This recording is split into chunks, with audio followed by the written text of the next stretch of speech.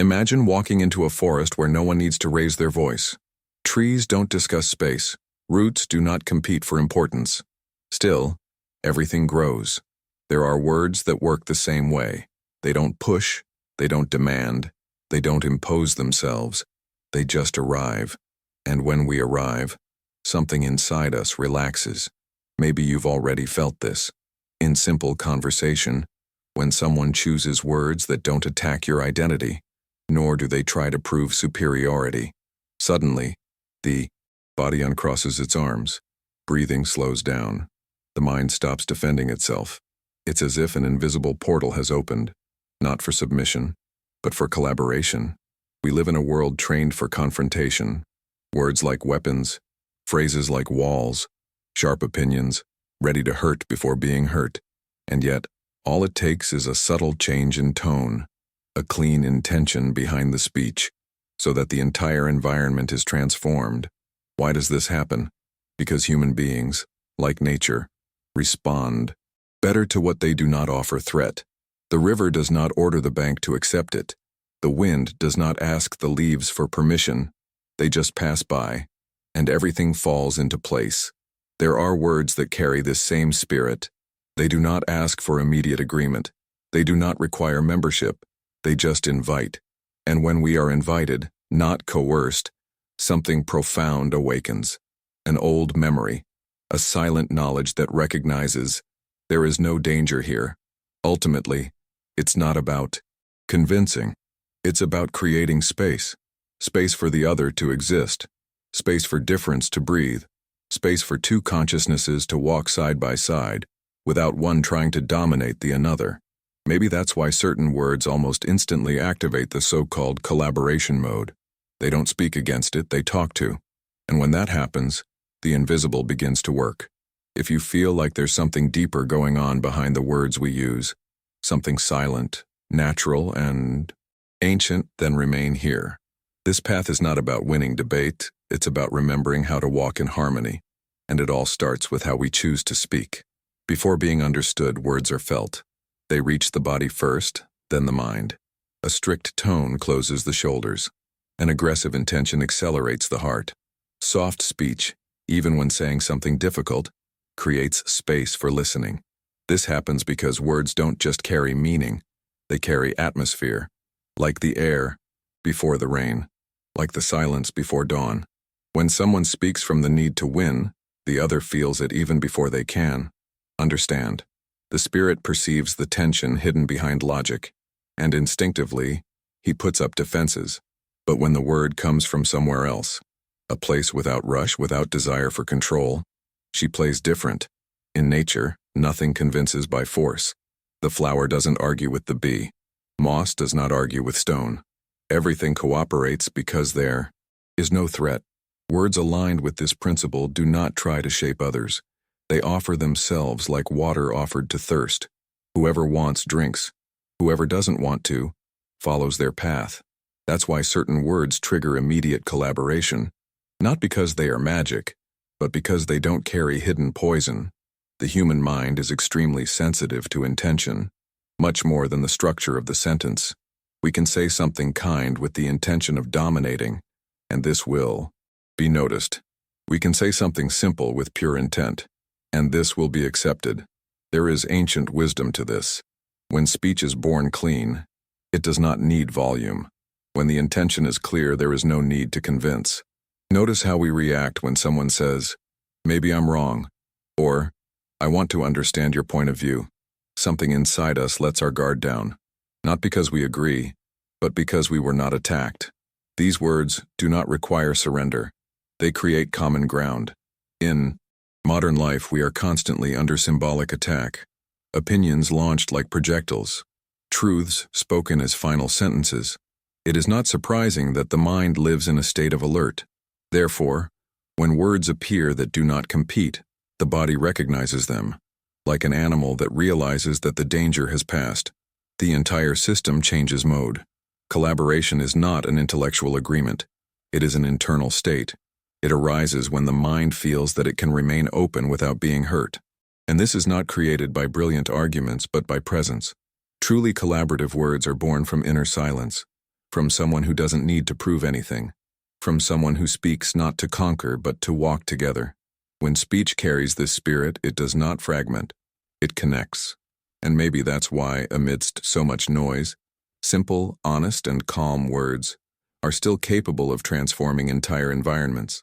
They don't force change, they allow change to happen, like water, which does not push the rock, it just remains. In nature, nothing thrives in isolation. Even the tree higher depends on the soil that does not appear. It depends on the water that comes from far away. It depends on the wind that tests it, with no intention of breaking it. Harmony is not the absence of difference. It's coexistence without threat. When we observe a river, we notice something curious. He never fights against obstacles. When he finds a rock, he doesn't try to overcome it. He gets around. Hit. Welcome the deviation. He follows. This movement teaches more about collaboration than any speech. The river does not give way due to weakness. It flows by wisdom. Confrontation arises when the mind believes that it needs to defend itself in order to exist, when identity is confused with opinion, when disagreeing feels like a personal attack. But in a state of harmony, disagreement does not hurt. It just informs, like the wind that changes direction and warns the tree. It's time to flex. Words that activate collaboration carry this same internal gesture. They don't arrive hard. Curves arrive. Adaptable. Think of two trees growing close together. They don't fight for light. Adjust your cups. Find a possible design together. In human communication, the same thing happens when there is no desire to impose. The other's mind feels like it can move without being crushed. And then, it moves. Confrontation breeds rigidity. Harmony generates response. When someone feels attacked, the mind clenches like a fist. It doesn't matter what logic is presented. Nothing goes in. But when someone feels respected, even in the face of differences, the mind remains open, curious, alive. This opening is the true soil of the collaboration. In modern life, we have been taught to defend positions, as if each conversation was a territory to protect. But nature does not defend positions. It constantly rearranges itself. Bamboo does not resist the wind very hard. He gives in, and so it remains. There is a quiet intelligence in this gesture, the intelligence of knowing when not to confront. Harmonious words do not cancel each other out. They recognize your presence before any idea. They say, without saying, you can be here. And when someone feels like they can be here without having to arm yourself, dialogue stops being a dispute and becomes a shared path. Collaboration is not born from forced agreements. It comes from safe environments. Environments where speech does not threaten, where silence is not used as punishment, where listening is real. In harmony, no one needs to win, because no one is losing. Maybe that's why certain words diffuse conflicts before they even start. They don't light the fire. They bring water, and not to erase it with violence, but to refresh. When communication takes on this spirit, something ancient awakens in human memory. The reminder that we were not made to fight all the time. We were made to coexist, like the river, the tree, the wind. Basically, almost every conflict arises from the same place, the fear of not belonging. The human mind carries a silent question from a very early age. Is there room for me here? When this question is not answered, the body goes on alert. And when the body goes into alert, collaboration disappears. We live in times where people defend ideas like people defending shelter. Each opinion becomes a fragile house in the midst of the storm. Any disagreement sounds like a threat of expulsion. That's why so many conversations turn into battles. Not because the ideas are incompatible, but because belonging seems to be at risk. When someone feels that they will be rejected if they change their mind, the mind clings even tighter, not out of deep conviction, but for emotional survival. Words that activate collaboration mode understand this, even without explaining it. They don't start with the content. Start with the bond. Before saying what they think, they say silently, you will not be excluded for being here. This recognition changes everything. Notice how we react when someone listens without interrupting. When you don't prepare the answer while the other person is still talking. When you allow pauses, hesitations, silence. Something inside us settles. The need to prove decreases. The defense relaxes. Belonging is not agreeing. It's about being accepted even in your differences. Modern anxiety arises in large part from the constant feeling of inadequacy. We are always adjusting, explaining ourselves, protecting ourselves. It's exhausting. That's why welcoming words have so much power. They offer rest. They say, "You don't need to fight now." And when the mind rests, it cooperates naturally. It is no coincidence that collaborative environments are those where mistakes are not punished immediately, where doubt is not ridiculed, where listening is worth as much as speaking. These environments function like clearings in the forest, spaces where the sun enters without violence. If this idea resonates with you, if anything here touches an ancient memory of what relationships could be like, it is a sign that something inside already recognizes this path. True collaboration is not technical. It's relational. It is born when speech does not threaten the identity of the other, when presence comes before opinion to the words aligned with this spirit do not pressure. They follow, and by accompanying, they awaken in the other person the desire to walk together. Maybe that's why when someone feels seen, not just heard, it becomes more flexible, more curious, more open, not because he was convinced, but because he was not injured. Deep down, the human mind does not seek to win, seek to belong. And when you find that belonging, collaboration is no longer an effort and it becomes a natural gesture, like sitting around the same fire, not to dispute heat, but to share it. Before the word, there is the intention. And intention, even invisible, always arrives first. It's like water before it touches the body. Even without seeing it, the skin already senses its temperature. In the same way, the mind perceives whether the speech comes clean or loaded. Purifying the intention is not making it perfect. It's emptying it of dispute. When we speak with the hidden desire to convince, win, or prove, the word may sound soft, but the background remains cloudy, and the other feels it. In nature, clear water does not need to advertise its purity. She simply reflects. Whoever approaches sees. Pure intention works like this. She doesn't try to lead the other anywhere. It creates a peaceful mirror where others can see themselves without distortion. Much of human communication is born contaminated by urgency. Urgency to be understood, urgency to be right, urgency not to waste space. This rush creates noise, and where there is noise, there is no collaboration. Purifying your intention means slowing down before speaking. It's silently asking, "Am I trying to carve out a path or occupy territory?" When speech is born from the silence, it does not carry accumulated tension. She doesn't push, it flows. In the nature tradition, purification is not violent removal. It's a pass. Let the water run until the excess dissolves. This also happens internally. When we let the desire for control pass, what remains is presence. Words spoken from presence have no second layer. They don't hide traps. They do not require an immediate response. They allow for pause, and the pause is one of the greatest invitations to collaboration, because in it, the other feels that he is not being led, is being respected. Imagine a mirror covered in dust. Any image reflected there is distorted. Impure intention works like this dust. It changes everything that passes by. But when the mirror is clean, the image appears as it is, effortless.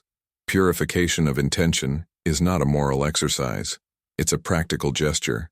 It begins when we give up the need for results, when we speak without demanding that the other person change, when we listen without preparing a response, when we remain open to what we didn't expect to hear. In this state, collaboration happens on its own, because there is nothing to fight against.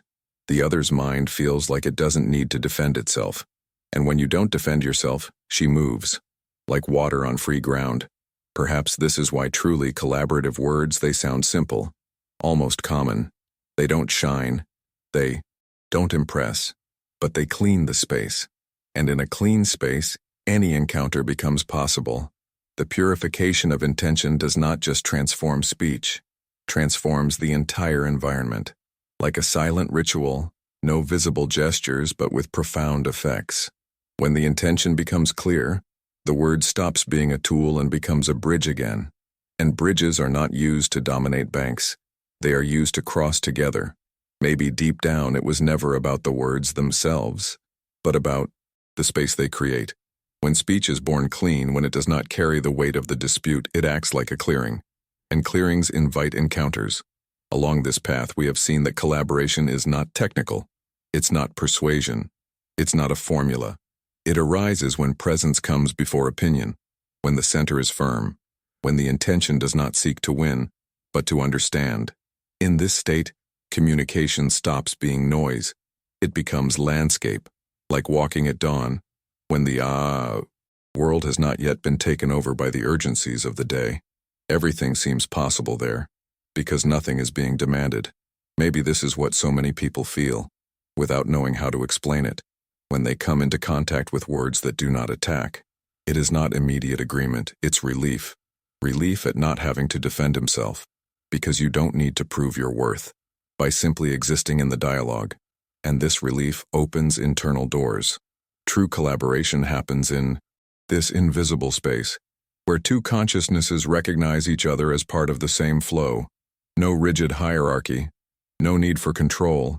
It's like water meeting water. There is no shock, there is continuity. When we choose to speak from that place, something bigger than us passes through speech, not as an authority, but as harmony. This does not mean that the world becomes simple. Differences will continue to exist. Tensions will continue to arise. But the way to cross them changes. Instead of walls, bridges appear. Instead of shouting, pauses. Instead of co-confront, listen. Perhaps the true power of collaborative words be precisely this. They don't try to shape others. They create space for something new to emerge between two. And this between is sacred. If you've made it this far, maybe you feel that this is not just content, but an invitation. An invitation to observe where your words come from, to feel the atmosphere you create when you speak, to experience, in everyday life, what happens when intention becomes clear and the center remains firm. If this path makes sense to you, if you want to continue exploring this silent harmony between the human and the invisible, sign up and continue walking with us along the path of the soul, not as a follower, but as someone who observes, feels, and chooses with presence. Because maybe what we call communication is just a reflection of something deeper. What if what we call understanding is just the moment when two waters recognize that we're already part of the same river before they even meet? What if what we call destiny is just the whisper of the invisible reminding us to speak and live from the center?